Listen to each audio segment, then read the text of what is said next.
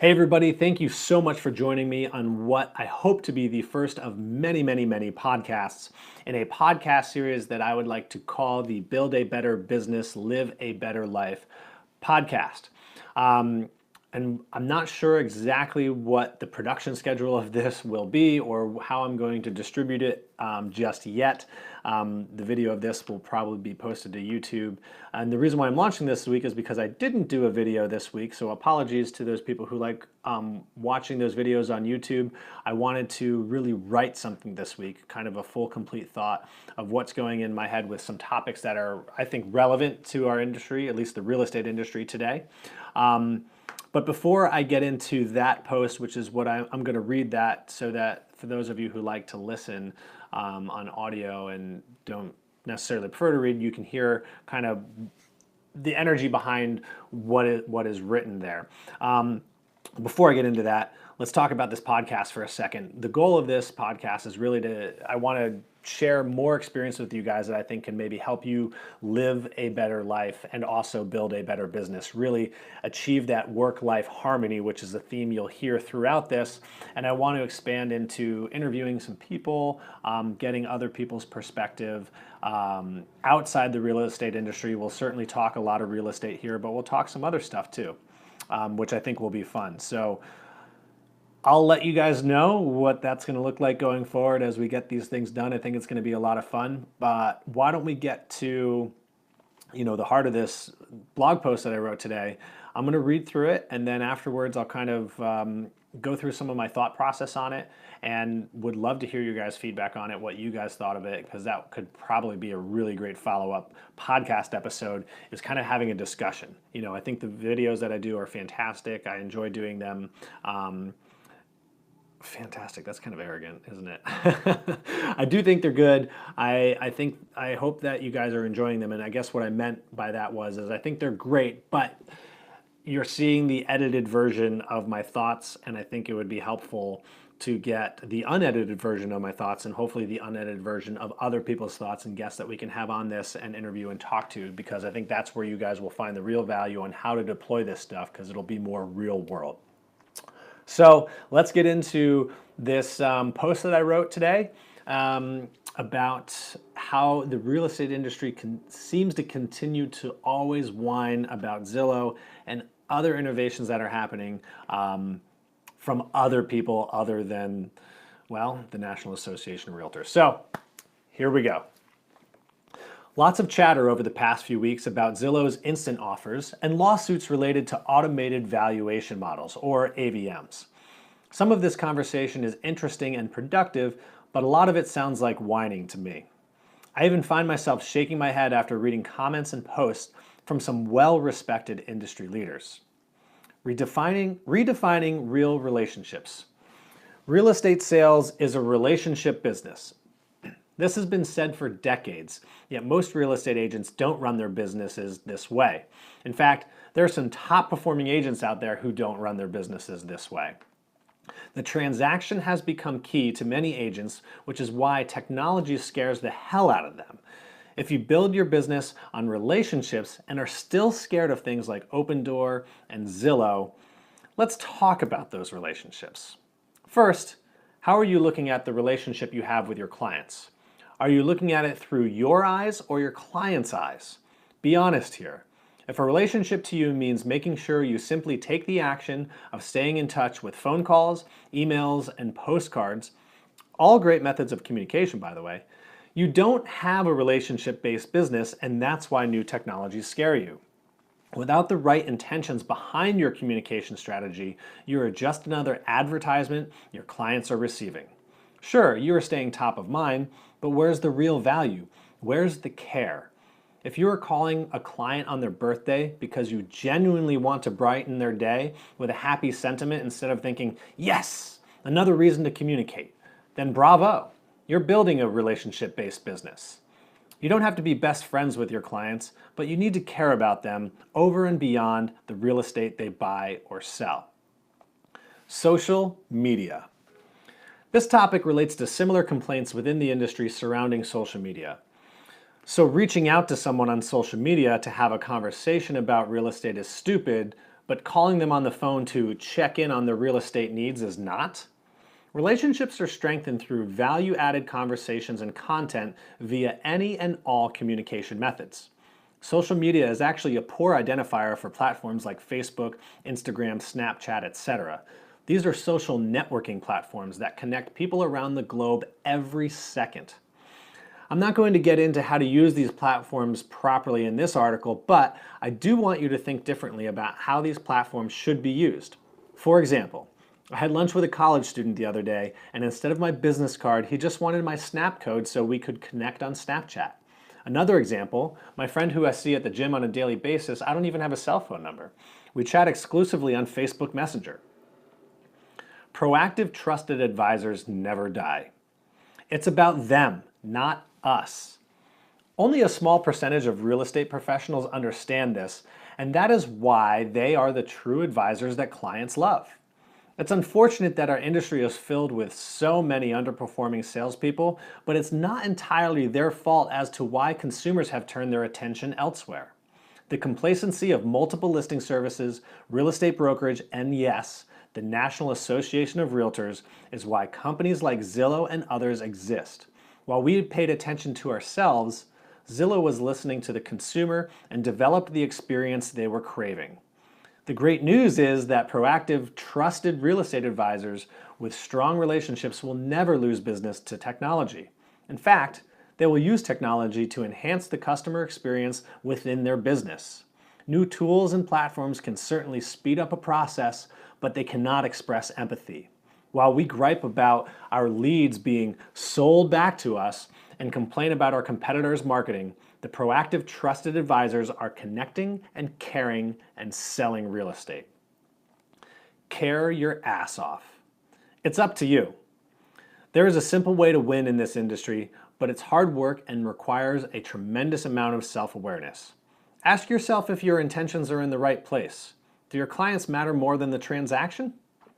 Use every tool available to your advantage to help your clients succeed. Care your ass off, and the Zillows of the world will not be able to touch you. So that's the article. There it is in all of its glory. I know that there certainly is some controversy surrounding why we care about Zillow so much, and I use we, the collective we as an industry. Personally, I like Zillow. I think it's a great platform for consumers to use. I do take issue that not all the data on there is accurate, and there are issues with that. I know the Zestimate is popular in terms of its area of contention and doesn't really serve the clients and the consumers out there well because they aren't accurate. Even if you go on Zillow's definition and description of a Zestimate, they tell you how far off they are depending on where your market area is. So I highly recommend you go check that out if you think that your Zestimate is awesome and it turns out it's not. Hey, sometimes they do get it right, and I think it all depends on what your marketplace is and what the data is. Let's just remember that not too long ago, a little over 10 years ago, the National Association of Realtors was sued by the government because they didn't want to distribute all of the data about listings. I know that the real estate brokers and agents, a lot of people, what they're saying is, well, the data it's our data. We own the data. Why should we just give it to Zillow for free and let them distribute it? Let me say one thing, and I want to be very, very, very clear on this. We do not own this data. Our clients own their data. This is data about their home. This is data about their listing. They are hiring us to find a ready, willing, and able buyer to buy the house through many means of marketing, which you could go across the board, digital, print, all these different types of things, but this is not our data exclusively. Yes, we're controlling distribution of it sometimes, but if the intention is really to help our clients get marketed properly, then we would want to distribute data so that consumers, buyers, have the right information so that they can decide whether a house is worth them going to see or not going to see, or if it's worth placing an offer or not placing an offer.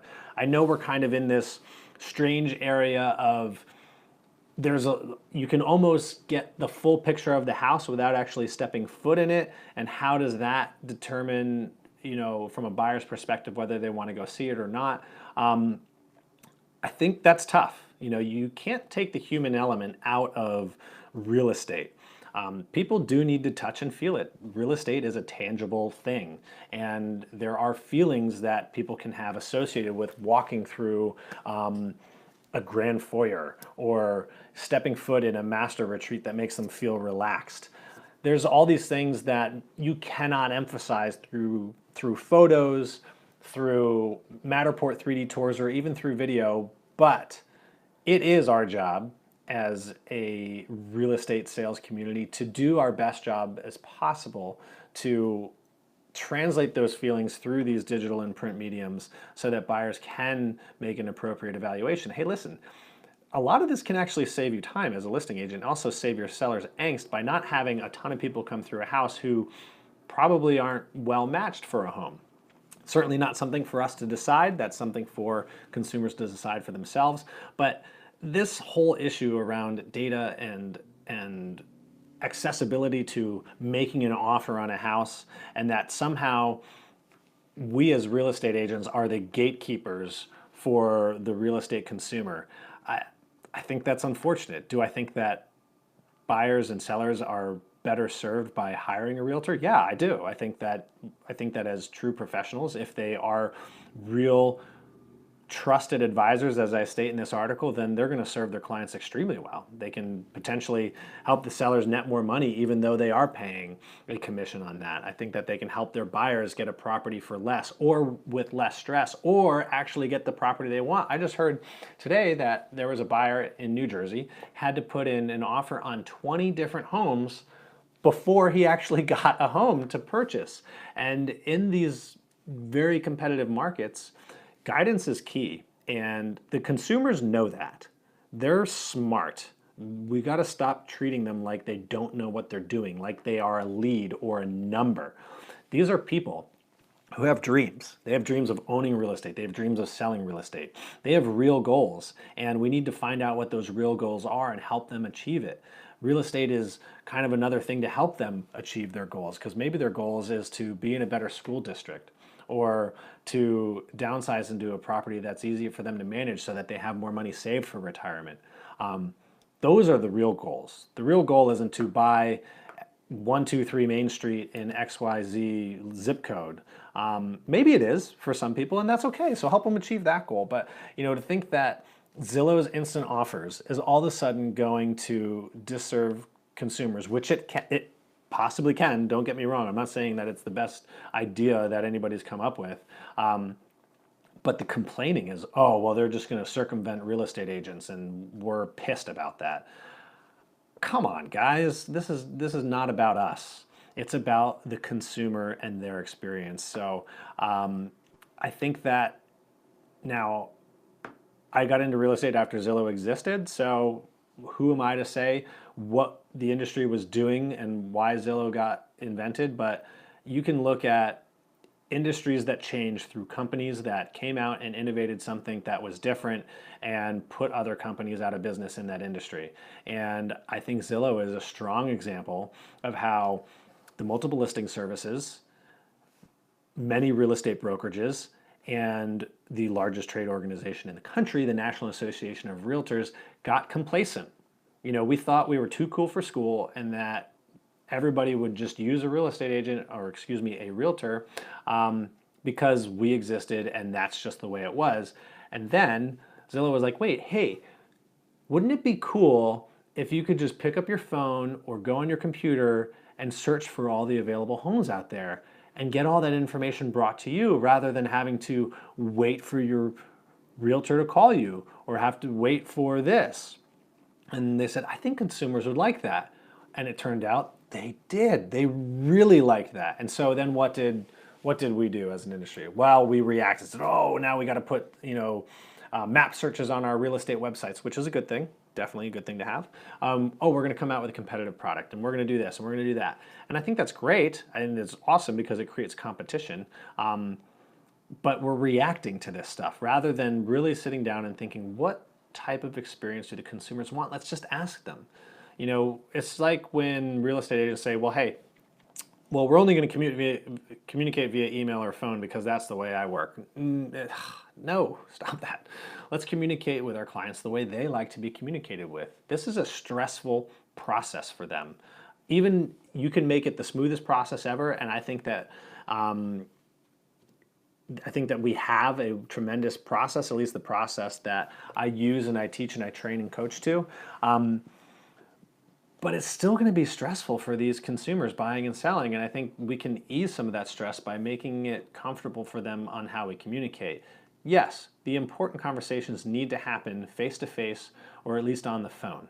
But you know, if they want to communicate through email or text or Facebook Messenger, just as long as it's not the important stuff, the stuff that you need to keep legal records of, I mean, you know, adhere to that. And same thing as it goes to connecting with new people in your database, because we're talking about the transaction here, and I think that we focus way too much on the transaction in terms of what it means for us as an industry. The transaction is paramount to the client, and we need to make sure that that is managed efficiently, effectively, and appropriately. But in terms of how we connect and care with our clients after a transaction or before a transaction or before they even know they want to be in a transaction, we need to not say, well, I'm a real estate agent, so you're only going to get, you know, email newsletters from me and postcards from me. You should be connecting with these people on a real level. I'm not saying you need to become best friends, as I say in the article, but you need to have a genuine care for the people that you would like to see yourself working with, because that's how they're going to become trusting of you. That's how they're going to become a raving fan of yours.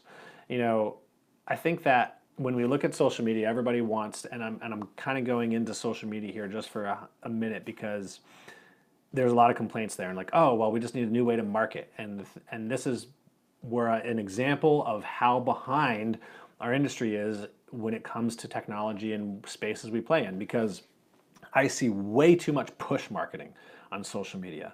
Yeah, if you're making an Instagram post or a Facebook post, you're kind of pushing a piece of content out there, but they're pushed in a way where like, hey, new listing, or hey, open house, or hey, price reduction, rather than trying to create a piece that can become a conversation or something for somebody to enjoy reading or looking at. I'm not saying I'm pure and perfect, and I've posted things like that as well, and probably every now and then do. But if you make your entire social media strategy and content pieces surrounding things like that, it's not going to work, because people are just going to feel like they're being talked at and that there's no opportunity for them to engage with you or really understand what you're about. So you can use social media to post stuff, but you can also post stuff that people might care about, life around town. Hey, did you guys know that this new pizza place opened, or things like that? You know, providing some actually value-added content that people would be like, hey, I want to go to, you know, Janet's Instagram because she said that she was going to be doing an Instagram stories tour of this new shop that opened up, and I really kind of want to get a look at it, because then maybe I'll decide if I want to go shopping there this weekend. And now Janet becomes the go-to source in your town of stuff like that. And then when it comes to buying a home or selling a home, it's gonna be like, wait, Janet is a real estate agent, and she's really knowledgeable of the town and everything. She probably would be great to help us sell our home. And you know what? In addition to all that stuff I like that she does in town, I'm getting her quarterly newsletter on what's happening in the market, and it looks really professional. I'm gonna give her a call. Or Janet's on My Friend and she's proving this, whatever it is. The other thing you can do with social media is get in. And, you know, people are on social media because they want to interact. Don't feel like, oh, I shouldn't leave a comment. Who am I? That's why they post it there. That's why they post public posts, is because people enjoy it when other people like their post. I enjoy it when people like my posts. They enjoy it when people comment, so comment. If you see that one of your client's son had done really well in a sporting event, or did really well in the school play, you know, leave a comment. Hey, great! It was so nice seeing the post on this, or seeing the video you posted. It's really tremendous. You know, your son's doing such a fantastic job, or your daughter did. You know, is so wonderful and growing up to be a wonderful lady. These are the things that are genuine. I hope they're genuine for you. They come naturally, and these are the things that'll really bring value to somebody's life and to their day. And that's really what I think our goal should be, because especially in an industry like real estate, like we're helping people go through such a significant transaction that affects their life in such a significant way. And there's a lot of emotion tied to that, and we should be tuned into that and have empathy for people and share in their joy when they buy their first home, or help them navigate the troubling waters, and help them become, if they can't afford a home, help them get connected with somebody who can put them on a path so that they can afford a home. These are the things that we should be focused on. We shouldn't be focused on challenging every new thing that Zillow comes out with. If that's your job, I mean, hey, there are people in this industry that's what they should be doing. I'm not saying we shouldn't have the conversation about it. I'm not saying that what Zillow is doing is all great and almighty and awesome. I think what I'm saying is that stop whining, stop complaining, stop your bitching, and get to work. Get to the real work.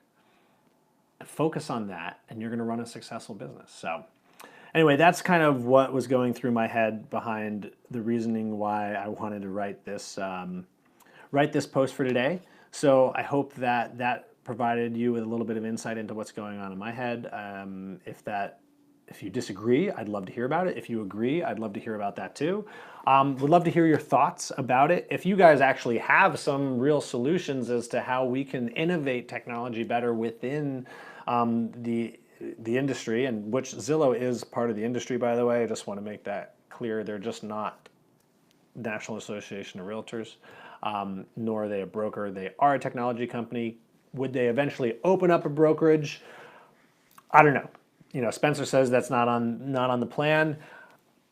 I think it's almost inevitable at the sluggish pace that brokers and MLSs operate at, that Zillow can become a broker in the not too distant future, just because we as an industry are just so sluggish in trying to innovate the experience for our consumers. So, and whether that's good or bad, I don't know. I don't have an opinion on that yet. If you have an opinion, please feel free to share it. If you guys would like to hear something particular, like me to go into kind of a rant style talk about a particular topic within the industry, let me know. I would love to do it. And if you guys have ideas for videos for me to do, would love that. Blog posts, written stuff. Any of that stuff. If you guys want to chat about social media, I'm happy to do that. I'm by no means an expert, by the way. I can certainly direct you to some people who are fantastic at social media and have some really good insight. If you guys are interested in different types of training, different types of sales techniques, and by techniques I mean strategies and processes that help improve the consumer and client and customer experience, not our own, although we'll be talking about that too, how you guys can improve your daily lives from a business perspective so that you can improve your daily lives from a life perspective. So thank you all for tuning into this first podcast episode. I hope that you enjoyed it. Get out there, build a better business, live a better life. Talk to you guys soon.